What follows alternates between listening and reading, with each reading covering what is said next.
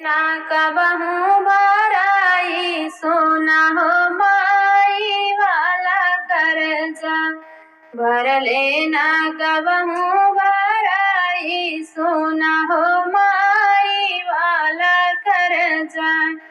नव महीना माई कोखिया में डोवली, गीले से झूरे तुम्हारी हो कैली।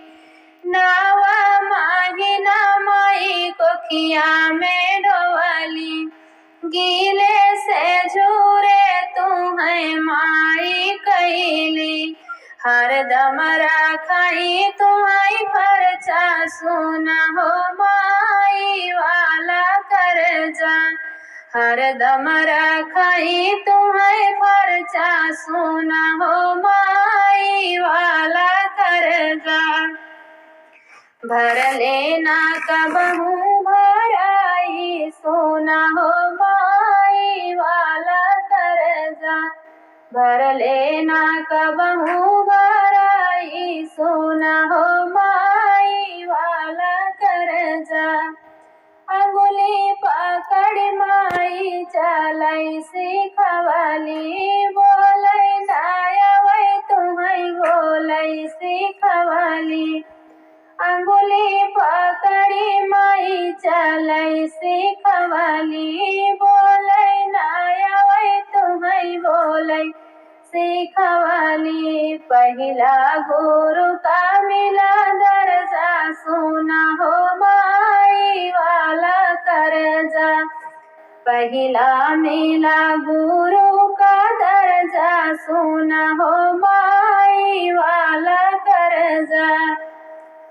भर लेना कबहू भराई सोना हो माई वाला कर्जा, भर लेना कबहू भराई सोना हो माई वाला कर्जा।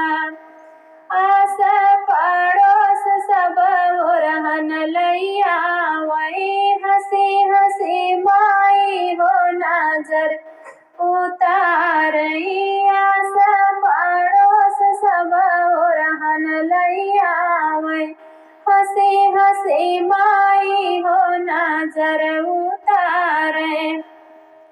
कमवा के करई अपने हर्जा सोना हो माई वाला कर्जा, कमवा के करई अपने हर्जा सोना हो माई वाला कर्जा।